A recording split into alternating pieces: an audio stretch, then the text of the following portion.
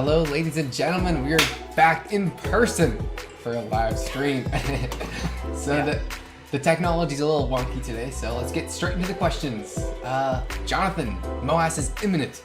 What will be your first big purchase for yourself? Yes, I know, it is the weekend. I just want some hopium.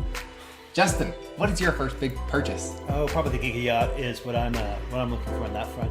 But actually, the serious answer to the fun question, and let us know if the audio is good too, or if there's routing issues there, is I would probably seek to rotate out of the GME position, or excuse me, I would still maintain a long-term position in GME, but I would probably seek to diversify it out by going into commodities. Now, how that actually is going to look, that I don't know, but I would keep a really close eye on commodities, assuming commodities are still price sailing. As well as a jet. Yeah, there might be a Falcon 10X involved in that, but running out of time.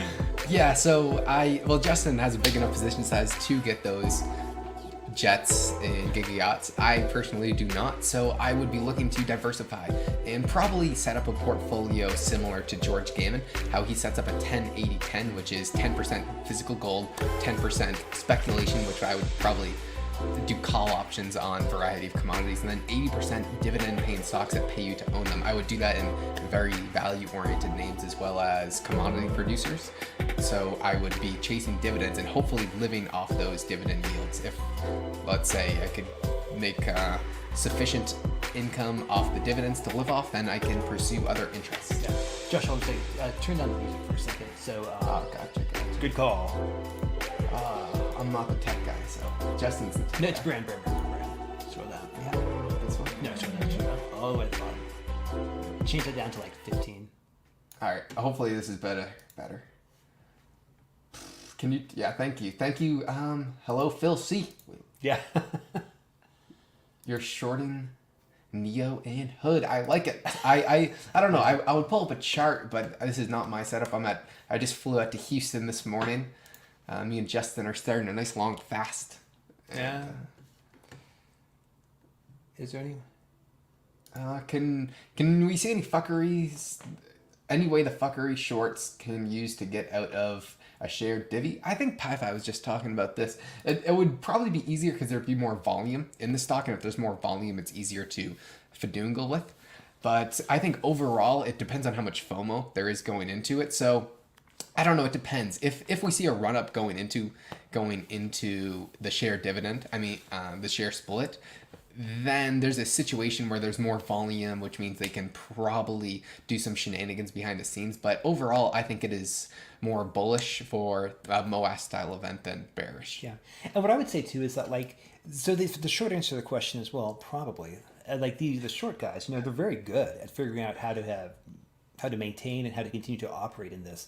But here's the problem. The more and more exotic and the more complex you get, the more and more chances there are for stuff to go wrong. My guess is what's probably going to kick this off, it's going to be something stupid. It's going to be some intersection of secondary or third off things that people never thought of before. So the answer to the question is there's probably some shenanigans they can do. But at the same time, the more and more they do shenanigans, the harder it becomes to maintain, I would assume the harder it becomes to maintain the illusion. So it's a bit of good news and bad news right there on that front. Our live stream uniforms. Yeah. Yeah. Exactly, Phil. MOAS before July. Okay, so this is a good question. Of course. It's July. July of 2099? Sure. We yet to see the FTD data to come in for this May-June cycle in OPEC. That's where the next big run-up could potentially be. So that's what I'm now starting position for. And I'm running iron condors right now, which the asymmetry was just incredible. Who knows? Justin tried to run an iron condor. He actually did a reverse iron condor. So we won't talk about that. So who knows? MOAS before July, possibly. I'll give quite the Gurk type answer. Yeah, and what I would say too is that this isn't a very satisfying answer, but it'll happen when it happens. And so maybe the way you want to think about, or this is the way I think about, kind of like my position in GME, is I've got, and I manage this through very long dated call options, so leaps, or I don't know if they're leaps anymore, but January 2023 is what I have, that's kind of like my long-term GME play. And then for the short term, I'll trade around it. either you write covered calls, you cash secured puts, you're in a position to do so, or you're going to get more exotic, with the Iron Condors. Just make sure you enter the transaction correctly, not incorrectly. Yeah. Don't be a rubleton like my friend Justin here. Yeah. Oh, Phil, see, I like this. Your thoughts on the crazy uranium and potash run we are currently seeing? Think it's going to be lasting for a while with all the EU drama? Currently, yes. I mean, personally, yes, I'll keep the question up because I have probably a little bit too much thoughts on this. Uranium, we've been talking about for the past year and a half, 2 years. We were talking about this earlier. Uranium, currently the supply-demand fundamentals are still wildly in the favor of the uranium bull market continuing. That is not to say it is not overran, though. I mean, we're starting to see the sentiment increase in uranium. I have personally not sold any. I will not sell any for at least a few years because I think we could see crazy prices in the uranium because it's a very low portion of the bottom line. It costs billions of dollars to set up this giga uranium facility, but the actual price of uranium is relatively low compared to the cost of production. So no matter what, there will be the demand for uranium, and with Sprott's physical trust, the more inflows, the higher the price will get. So I think we will see insane uranium prices like we have never seen before, and I think it will be one of the biggest bull runs in history. With potash, just for some small numbers, Russia and Bulgaria account for 37% of the entire potash supply. That is massive. Russia and Bulgaria are hand and fist. So if you're exporting, putting sanctions on Russia, you're going to have massive implications for the fertilizer. Yeah. Is it Bulgaria or Belarus? Belarus. And then China adds an additional 10% to that. They're going through some crazy lockdowns right now. So call it 47% of potash going offline. Without potash, you can't have potassium. Without that, you can't make fertilizer. Without fertilizer, you can't have food. Without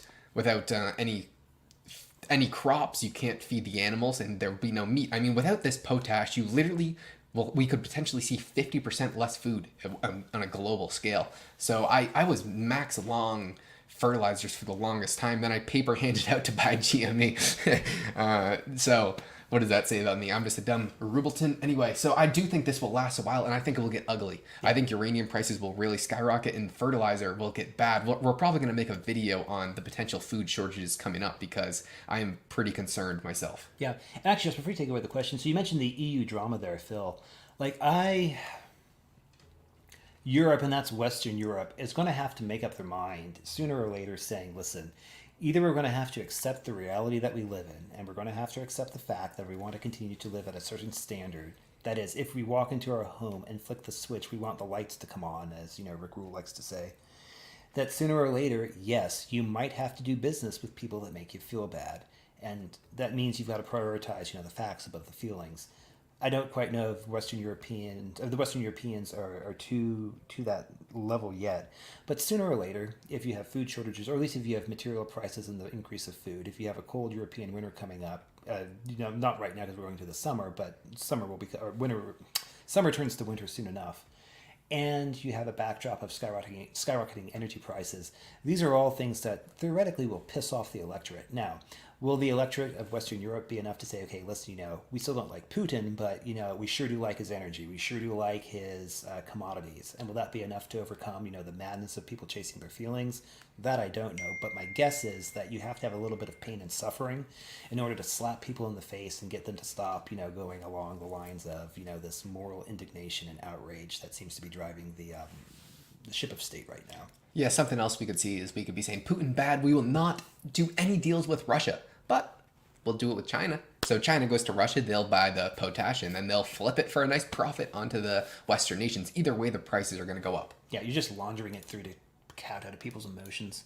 RJ Lowe, how much have we lost on GME? Justin, how much are you up? I think Justin's been very successful trade GME. I, on the other hand, have not been. I don't know. I might be down like $8,000.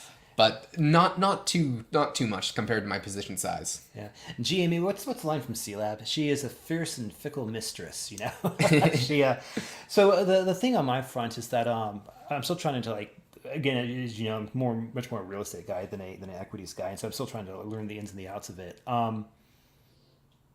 I think when you're first getting started, maybe jump into it with shares versus trying to do something more exotic.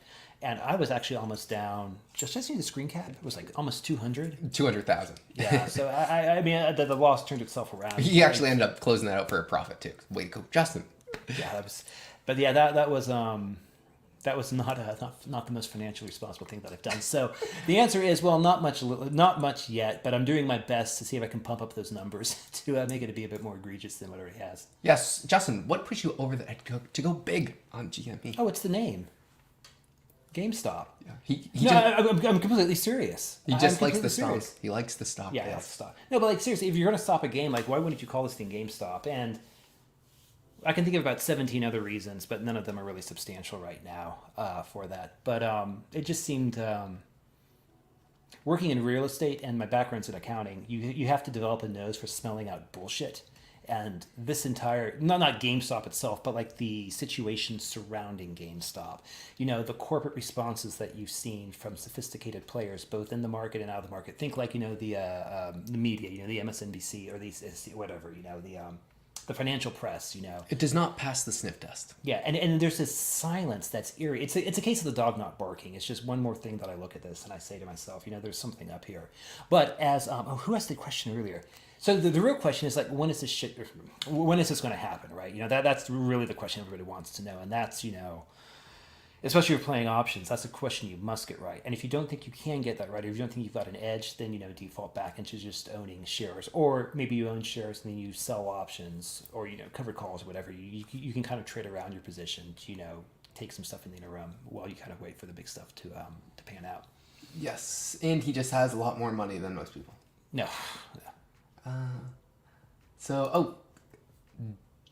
D's perk. Can brokers just add shares to our accounts without having the underline just to satisfy the share divvy? Here, I'll actually leave that for a second. Okay, so here's where I think this is coming from, and let me know if we're getting the concern right. The question is that, okay, listen, GME is doing something, and because they're doing something, this will force a response that will be honest, from the people that are short, whether it's the brokers, whether it's the market maker, or whatever, the DTC or whatever, right? So I think that the answer to this is that when GME actually issues a share dividend, people who own shares on the date of, I think it's the date of record, let's just say they're splitting, 1 to 7 or whatever, right? So if you have if you have 10 shares of GME, you are owed an additional, is it 6 or 7 shares if it's 1 to 7? Back up. We'll do 1 to 2. 1 to 2. There we go. Let's say you're doing like a 1 to 2. So the point is, if you own 10 shares, you are due another 10 shares. Now the 10 shares that they're due, someone has got to credit those shares for that. And I think this is part of the answer to the question, is that you cannot use bona fide market making in order to generate the shares. So this means that if someone is short these shares, or if someone has borrowed GME to go short, well, in addition to the original obligation of, let's say, 10 shares that they went short with, they now also the dividend, that is 10 other shares to send back to the short position in addition to the 10 shares they borrowed originally. So in that situation, I think that they would have to find some way to buy these shares. And at the same time, too, and this is where I would say, PIFA does a much better job than I do, or Josh can do in terms of, describing the metrics of this. There's also an incentive for those who are short, or those who have lent out shares, to recall the shares due to the tax treatment arising from the dividend for that. So anyways, can brokers add shares to your account without having to... Yeah, I think you got that. Yeah, the short answer to that one is basically no, but it also doesn't mean that the people who are short might not have other tricks up their sleeve or whatnot. But again, as we said earlier, the more and more they jimmy around, and the more and more the cuter they get, the harder it becomes to maintain the facade. So, what do you think the best catalyst for MOAS? I think I could answer Justin's for him. I think he would say it is going to be something very small and dumb. Yeah, it's going to be something stupid that no one's going to foresee.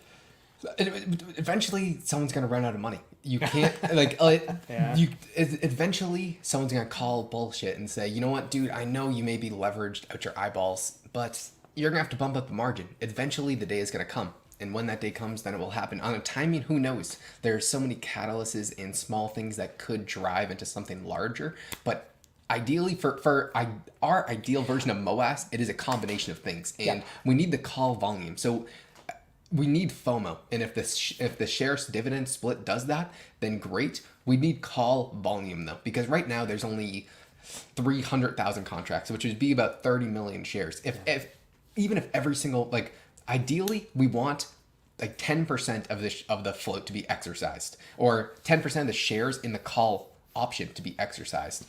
Therefore, we need to double or even triple the amount of calls that we have coming in. During the first squeeze, we saw that. We saw mass call buying. We just saw the selling of those calls. If we see the exercising of them, that's what's going to have the option makers fight against the short sellers for a mass need of GME shares.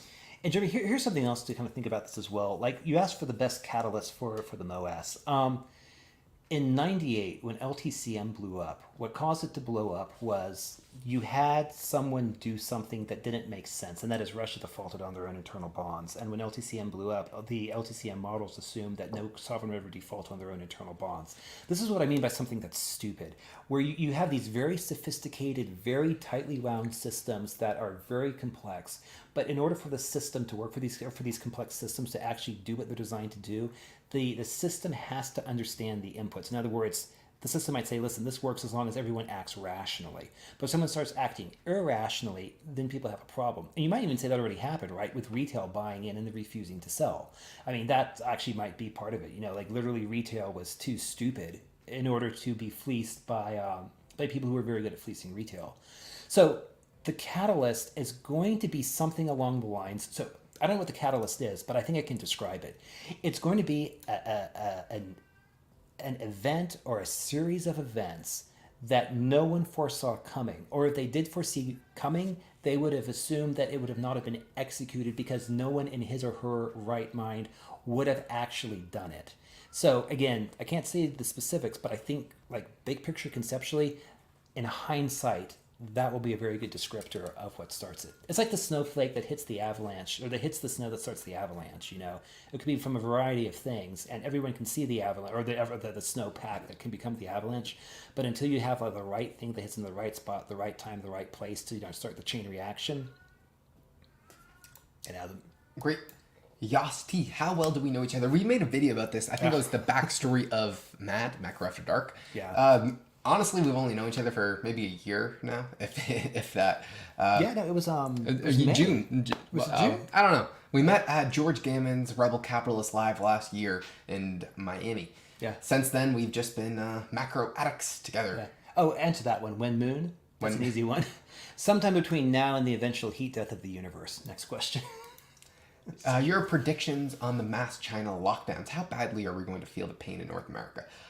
I don't know. I think we're going to feel a lot more pain from the Russian sanctions, over the long run especially, but I'm talking more fertilizer. And for fertilizer, you could call it at least 37% of the supply of fertilizer comes from, or indirectly comes from Russia, because you need all the components to make fertilizer. You can't make half fertilizer. If 37% of the potash comes from 37% of the potash comes from Russia,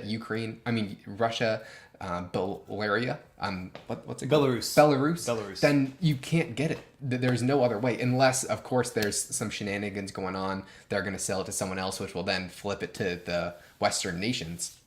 Either way, though, prices are going to skyrocket. So I think there's going to be increases in food drastically, if not straight up food shortages, especially in some of these poorer European nations. Yeah. As for the China lockdowns, less stuff potentially. I don't know exactly the extent of the lockdowns, but I've seen clips where it looks incredibly bad. So I have not put too much thought into it, but if they start shutting down exports, and that would be drastic on a lot of the goods that we get now. Yeah, and what I would say this too is that, like, from the geopolitical or from the political angle right now, we've got in America a midterm election cycle coming up in November. And so I don't know. Let me think about how I want to say this.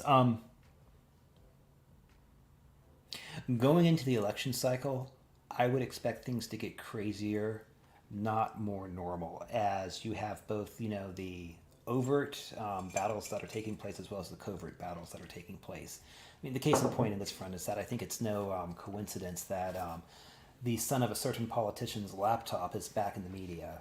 After in 2020 it was decried as fake news, and then it's like, oh, just kidding, it's actually real news after all. I kind of am very curious to see how that's will play out in the long run. I'm also very curious to see, like, if you see, here's a good example. If you see, let's say, like a GME event, or you see the meme stocks shoot up, and you see the rest of the market go down from that, that's going to put a lot of people in a lot of financial pain. Or there'll be some winners, but there'll be many more losers, I think, from that. And if you have this going into an election cycle, people just blame, rightly or wrongly, whoever's in charge. So I mean, that's in the back of your mind there. The last thing is this. You also have the concept of treasury, or that is foreign reserves being rebalanced. In other words, let's say the bank or the Central Bank of Indonesia or whatever, right? Let's say they want to sell off 30% of their treasuries, of their reserve assets, to go into something else because they saw what's been happening recently with the Russian Central Bank being sanctioned. Well, this suddenly means that you have all of these dollars, so in this case treasuries, that have been lying in dormant slumber, that awaken and then come back onshore seeking for something to buy. In other words, the treasuries get turned into dollars, and the dollars would go and buy presumably something else. So very curious to see how that plays out, and that's just from the government side, and seeing if what's going to happen on the commercial, or it's the non-governments, to see if you also have foreign currency that comes back onshore. Also, if anyone follows Gregory Mannarino, when Mannarino talks about the MMRI, he says two things will forecast what he believes to be the big one, and that's going to be treasury yield spiking, of the 10-year spiking. So that suggests people are selling off 10 years. And the second thing is the dollar appreciating on the Dixie, which suggests that foreigners are trading their euros, their yen, or whatever, for USD. So again, I kind of note that's a very interesting tie-in from someone else who really knows his business coming back. Anyways, long answer. Sorry about that. Is there any need to call your broker regarding the stock dividend? Probably not. Yeah. Probably not in that front. What's your opinion on AMC, and why do you think it's garbage? Personally, I haven't done much research. I don't know if it's necessarily garbage, but I just don't like the font. Yeah. Neither one of us have any positions in it, but basically insiders sell stock for a lot of reasons. And whatever the reason, sometimes good, sometimes bad, but they only buy for one reason. And insiders in GME are buying, insiders in AMC are selling. Yeah, and what we see is it's Adam Aarons, right? Yeah. Whatever. Like I don't know. He seems like one. I mean, I don't have any particular insight, but he feels like one of them. Yeah, exactly. Phil sees same thing. They're selling shares, and GME's buying. So they could both squeeze, but which management do I trust more? That's a no-brainer. Yeah, and actually, follow up too is BBBY. Seeing as Cohen bought into that 3 weeks ago now, so that's another side play. I'm really curious to see what happens on that. It's interesting to know that the Chinese market, similar to the U.S. markets, is all built. Virtually everything is built on a house of cards. Where every single financial system is just so intertwined and connected and hyper complex. And it's not just the financial system. So, like, if you I want to talk about the monetary pyramid, but I promised Josh I'd behave and I won't do it. But what I would say is, it's like whenever we build something in humanity, whether it's like a financial system, whether it's a home, whether it's like the cultural values that we have too, right? If you don't start with a really, really good foundation, you start with a bunch of bullshit, you're going to have problems. Like, it's going to work for a little bit, but sooner or later, again, problems are going to arise. And I think what you're seeing right now is that when you talk about the house of cards right there, it's I could read it over there. There's multiple monitors here, which is why the looking is all going all over the place. I think that the West and maybe the world in general is going to have like a come to Jesus moment. So in the financial standpoint, it's like saying, okay, listen, at the end of the day, what is pristine collateral? Is it a treasury, is it a bond, or is it actually like a commodity? I would argue it's actually a commodity, as evidenced by what you're seeing Putin doing right now, and probably others will follow. And that is, the gold, the silver, the oil, the potash, whatever. Stuff that actually is stuff you can consume, not just the promise of stuff you can consume. But I think the same thing also applies to like, how do we do values? How do we, like, what do we think is morally good? And I think right now, just like we have a lot of corruption, or in the financial system, we have a lot of things that we think are pristine that are not pristine. I think from the moral side, that is, where do we invest our moral capital, like internally, like how do we define ourselves? I suspect we've also invested in some things that we think are pristine that are not quite as pristine. I'm not going to go into detail there, but eventually there will be a reconciliation. By that, do you mean people's values are external instead of their internal moral compass? That could be. That's a big part of it. Like, you think of like the NPC memes. Yeah, people just have their identity is not tied to internal factors but external. Yeah. The bottom line is people do not ask, is this or is this not true? They instead ask, will others be okay with me thinking this is true? And that's a big problem. But If we were betting, where do you think MOAS numbers will be? how higher? Higher. Absolutely higher. I would. It depends on retail option buying, I think, because if we see a situation where there's mass FOMO, and we see a situation where there's a million calls. If there's a million calls, that could equate to 100 million shares. With that, what would that look like if 15-20% of those get exercised? If there's a situation where the float is 70 million and 30 million shares get exercised, then it would just be an infinite number up, probably by a government intervention bailout. And by the way, going back to what I talked about something stupid coming up, there's something stupid coming up in the sense that if the so let's just say like you have option market makers and they're not trying to do anything sketchy. They're just trying to make the market for options, okay? Like that is legitimately all they're trying to do. Just pretend. So here's the thing, right? They might say, okay, listen, we will never see more than, let's say, 30% of calls exercised. So in other words, the max we would ever do a hedge to deliver shares is 30% because like we have like 20, 30 years of historical precedence is just as the case. But this is where you have something stupid coming into the equation because if retail starts buying on options, then if retail says, well, wait a minute, we saw what happened in last January of 2021. And if that means that going forward, if we just simply say, listen, like, no, I don't want to cash settle. I want to take delivery of the underlying. See, if that happens, let's say all of a sudden, the option market makers were hit with, let's say, a 50%. So let's say it goes from a 30% max that they anticipated to 60%, to keep my math not simple. That means that they're on the hook for double, or excuse me, they need to basically rebuy, or not rebuy, but they have to go into the market and they have to buy shares regardless of the price. So that's what I mean when I say an example of something that's stupid that's happening, where you have the option guys who never thought there would be this interest in retail actually exercising options. And in fact, it might even make sense to say retail actually might get more cash if they cash settle than buy shares, or at least on the surface. But if retail, and I would put myself in this camp, is utterly determined to say, nope, I do not want the cash, I want the underlying, or I'll sell however many option contracts I need to generate enough cash to exercise my remaining or do a cashless exercise option, whatever. That's something that you can't really model that in, or that's much harder to model in if you haven't already modeled it in. And how do you even begin to model that? Yeah. So where will it be? Who knows? Let's let future decide. Oh, and the last thing too is like even if it goes up to let's say it goes up to 10 million or 100 million, just 69 million, or pick some dumb number. The point is that when this pops off, it's not popping off in a vacuum. Like it's nice to have like a huge number to log in and see see a phone number in your your brokerage account or whatever. But at the same time too, like if you see commodities spike, if a gallon of gas costs you $2,000 or whatever, right? You will probably be okay. But like you want to always kind of bear in mind that like if GME shoots up, people automatically assume all prices are going to stay roughly the same, but you're going to see probably very large distortions in maybe like gigayachts. Yeah. So what color Lambo? I'm more of a Bugatti guy myself. Justin's the Tesla guy. So what are you positioning your holdings for a market crash? I personally, I hold a very diverse portfolio besides GME. I mean, I have all value names besides GME, besides some unless you call it like uranium, I'd call that more asymmetry, some gold mining, whatever.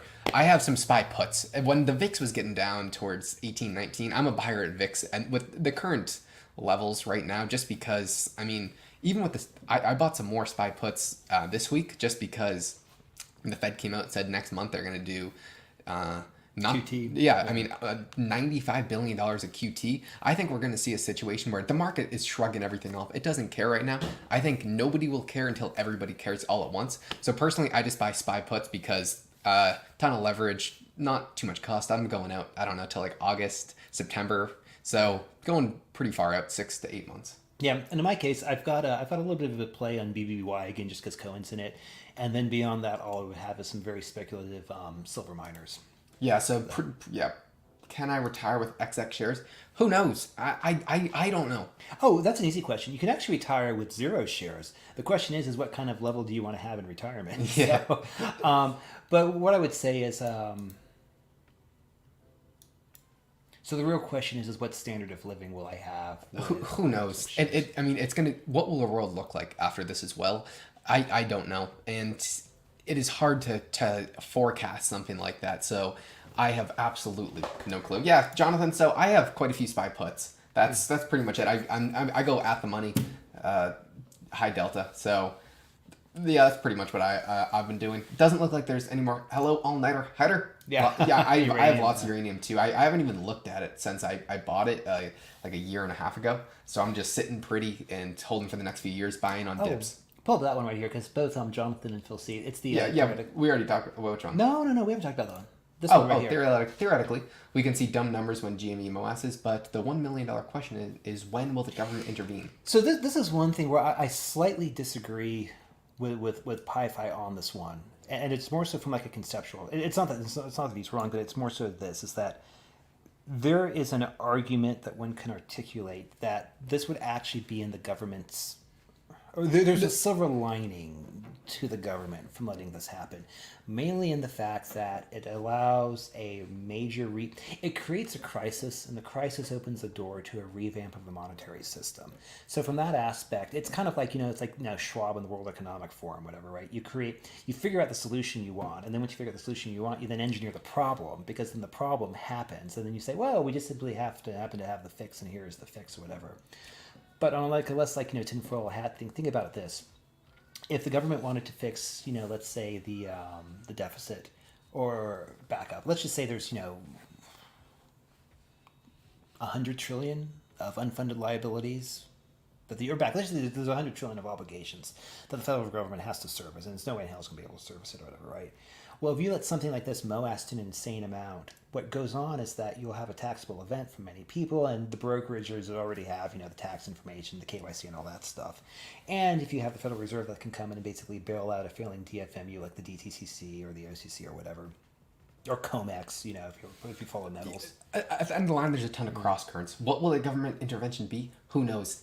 There's a situation where it's just insane. It's in their best interest to let it run and exacerbate, because then the Fed could come out with a central bank digital currency and some other shenanigans. Who knows, though? What will the government's response be? I think it depends on the public's interest, which kind of goes into this next question. How will celebrities react? Like, how will people with influence react? I think it depends on, we're probably going to see every shenanigan in the book. The market's going to try and save itself. Brokerages are going to stop trading.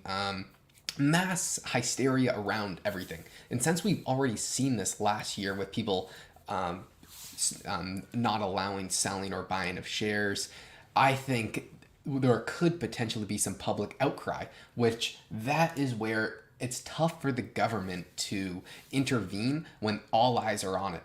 And when like nickel, where they can kind of just push it under the rug because there's not too much traction around it, so they can do any shenanigans they really want because they can screw whoever they want. But if there's a situation where every single person in the world have all eyes on GME, then it's going to be a lot more difficult to actually play something like that. Yeah. As far as the celebrities go, like, the celebrities need to be brought down a notch or two, and I think that they are. Or at least I wouldn't be sad to see that. I am not too sure who Pulte is. Justin doesn't have Twitter, so I'll start a Macro After Dark Twitter page right after this. So it doesn't seem like there's any more questions, so thank you guys for being in the chat. If you have any more questions, we'll try and answer them. I don't know. I'll be here all week, so we will do a few live streams, make some videos, and just have a good time. So thank you guys. Oh, well, we got one more. I'll answer yours all nighter. Do you think the market is conditioned to take the tyranny? Tyranny. What do you think, Justin? I think the tyranny will most likely come after a financial collapse, because that's when people will be most willing to suffice to any sort of governmental daddying. I think you're seeing a bifurcation of the market right now, like where you have the traditional things, like the boomers, maybe the Gen Xers or whatever, right? Who kind of grew up with their daddy's market, and then you have, let's say, the millennials, and particularly the Zoomers or whatever, right? Who are much more along the lines of like, no, this is freaking ridiculous. Like this. I mean, what did Chris Cole say? Like when you actually look at people YOLOing into crypto, YOLOing into GME, it makes very rational sense because you can't get a yield on your money everyone knows inflation is running hot and you get no yield on your money. So if And there's no opportunities in the world right now because we've been in a depression since 2008 with very low economic growth. So in these situations, the rational thing to do is Hail Mary and Roll the dice. yeah. Because you have a higher probability of getting saved and bailed out through Dogecoin hitting $3 than finding a decent job, because there are no decent jobs available. If you've got $100 casino credit to use that you have to use on slot machines, you can't use it on anything else, and it expires within a week. You would be stupid to not run it through slot machines, even though you're probably going to lose it. Well, you might win something. If you do nothing, you most certainly will not win anything. So. Yeah. Okay. Well, we're getting questions now. Well, Citadel. The LME thing, yes. This is something that I think about as well. Will they do the same thing? Basically, they shut off trading and force sold. I don't know, and that's something that is very risk. That's a massive risk, because the financial system is extraordinarily corrupt, and they could really do whatever they want because they'll fuck us the best they can. Yeah, I would say that there's two things on that front. Like, if you're with like an old school like boomer brokerage, think like the Fidelities, the Vanguards, the Schwabs, you're probably going to be okay. But if you're with one of these fly-by-night Mickey Mouse brokerages, and if they have in the terms and conditions like, oh, by the way, we're not really like buying stock on your behalf, we're just basically giving you like an IOU or something like that. And I don't know enough detail to comment on one or the other. But my point though is that that's something I would be nervous. I would be nervous about that. But then again, like if you're still on Robinhood or whatever, like, dude, that's not you are, but like that's on you. I'm a Webull guy myself, but I have other brokerages that I can transfer stuff to. But if they force sell, then you know what? We're playing the game, and they could force us to lose. But who knows? There's a lot more. It's a lot different for a stock than for a metal, just because a lot more the little guys own the stock. Yeah. All right, we do have to end this pretty soon, but we'll take two more questions. Where are they? What will be the? Will Citadel fail? If this does happen, I would say yes. Yeah. So what I would say is that if you're going short, like irresponsibly short, and even if you're warehousing, your short position in very exotic, transactions, whatever, right? You're generating a lot of cash. See, that's the other thing, right? You generate cash from a short just as you generate the obligation to eventually rebuy the security or whatever. I find it very interesting that there's a Mayo Force 1 and Mayo Force 2, whatever the registration is. It says Bombardier Global Airs. And why are they buying that as opposed to a Falcon? But whatever, poor taste. Anyways, point is that. I find it very interesting that they're flying over to, it's Finland, right? Is where they always seem to go, Finland. And across from Russia. Yeah, and I think I said this in an earlier video, that if I was high up, and I don't want to name any names, but I'm sure we're all thinking of the same person here, I would think that when you operate on that level, you kind of operate above and beyond the law. I'm not saying it's right, I'm not saying it's wrong, I'm just simply saying it is what it is. And it's like Jeffrey Epstein, whatever, right? Like he killed himself in a wacky jailhouse mix-up, right when the power failed and a bunch of other things, coalesced. I would suspect that if I was running a large hedge fund, if I perhaps had taken money from some very powerful people to invest, and suddenly I lost all that money, I think I might feel a little safer in prison than out of prison. But even then, I would point back to, 2018 or whatever, right? Mm-hmm. You had the most high-profile, prisoner, arguably in the entire federal prison system, who tried to kill himself once, failed, and then it finally went through. And I just look at that, and I just think to myself, if you piss off the wrong people, especially at this, I don't know if Epstein was probably a slightly different story, but still, it touches the same world, I would argue. And this is a world where rules are very, very different, and the reach and the power is far greater than I think many people understand. Point is that if I was in charge of Citadel or a similar situation, and I was on the hook to powerful people for money that I had lost, I would probably want to be in prison or I would probably feel safer in prison than out of prison. So I find that to be very interesting. Have you ever thought why billionaires are not buying GME? They must have access to information like DD from Reddit. What are your thoughts? This was my main complaint to Justin for the longest time. Good question. Yes, Good question. Exactly. I repetitively thought about this, and I am fortunate enough to have access to a lot of extremely high net worth individuals, and I will poke them and probe them slightly on the topic, and instantly the first thing you get is, what?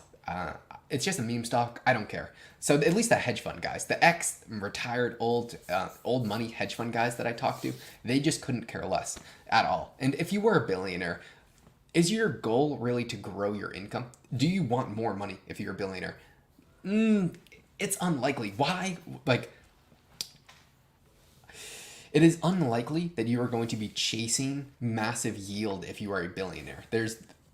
The likely scenario is that you just want to preserve your wealth. A lot of these super rich, ultra wealthy guys, they don't care about getting a 10x return. They only care about making a income that they can survive on. So they're buying these massive dividend paying stocks that they just want to live off yield. There's no incentive for them to buy. There's people like Ryan Cohen who do, and some few others. I think that eventually we will see a scenario where some of these guys want to hop in. Yeah. We'll go one more. Yes, GME is extremely risky. There is no circumstance where this is a risk-free play. What age did you get real money in your portfolio? Say 50K or more, Justin. So I was fortunate enough where I pretty much always either lived at home or lived with my late grandmother, and so I was always able to save up quite a bit on that front. And the other thing too is the way I've kind of approached it is that I very much like metal. I think metal is kind of like my foundational asset that I would start with. And so if you have excess cash, this is kind of a roundabout answer to the question, I generally will sweep it into physical metal, and then I will borrow against the physical metal if I want cash for other purposes. So that's something. Justin's basically his own bank, and it's very intelligent. Personally, I'm fortunate enough I grew my portfolio to 50,000 or more in a relatively short amount of time. I do have a good job working for George Gammon because I have access to a lot of people. So how long, it depends on what you're doing and what your income situation is like. Right now, I'm trying to grow my income. So with the YouTube channel is a great example of that. Right now, it is a massive dent in the pocket as we have to pay for editors and buy a bunch of equipment. But eventually, there's incredible ways to monetize views. From YouTube itself, you don't make a ton of money. But there's ways to monetize it through different subscription programs or something. And we do plan on doing that in the future. We just want to make the best quality as possible. So yeah, and also having redundancies like locals or whatever. That's another important thing. Yeah. So you definitely have to find a way to make income. I actually made a massive mistake in my portfolio, and it happened to be it happened to like 20x. So I gave me a big jump start. So yeah. It wasn't buying an but what iron, age? was it? No. What age? I think I was 18, 19. I'm 19 now. So yeah, 19. Justin, how old were you? Oh, it's probably in my mid to late 20s. Yes. Okay. One final question from Phil C. Are you guys gonna have a set schedule for live streaming? We're gonna at least do one every Sunday. I'm in Houston right now for the next week. Spoiler, that's where Justin lives. The biggest city in America that nobody really cares about. Yeah. And I say that because I like it here. One of the only people, but I do like it here. So yeah, so we're going to play it by ear. We're definitely not going to mess with Pi-Fi's schedule. So if we do it, it'll probably be after market hours. Just because we don't want to. yeah, generally it's the evenings on weekends. It's the answer to the question, and generally it's Sunday. No set schedule. No set schedule, but I think we're going to try and do a live stream at least every Sunday. All right, we'll take these last questions, then we really have to go. Do you think RC always had the shared divvy in mind, or do you think he was forced into this to fuck the shorts? I don't know. That's a good question. Justin, what are your thoughts? Oh, I think there's a game of chess that's going on here, and so I would say that like Cohen will make a move, or back up. Team GME will make a move. Team Shorts will make a move. Team GME will counter, and then Team Shorts will counter, and so on and so forth. So when it comes to this, I suspect there's multiple ways to go after this. And there might be also multiple plays that are going on behind the scenes. So, for example, let's say that, the share dividend, it's actually formally announced as a date that comes through. People start recalling the shares. And let's say GME or Ryan does a 2-for-1 pop. He says, oh, and by the way, our NFT marketplace is ready to launch. Oh, and by the way, we're doing all these other initiatives that suddenly come to light. This is the one where you might see multiple things hitting the shorts at the same time to do that. Some of them we already know in advance, like the share dividend, and other things they've been hinted at, even if they haven't been formally rolled out or formally announced. So, yeah, All right, guys. Well, I think we'll try and do another live stream tomorrow, but we do need to make some regular content to send to the editors, because that is how we will grow the channel. So, thank you very much for watching. If you enjoyed it, please leave a like. And thank you, and we will see you on the next one. Take care, guys.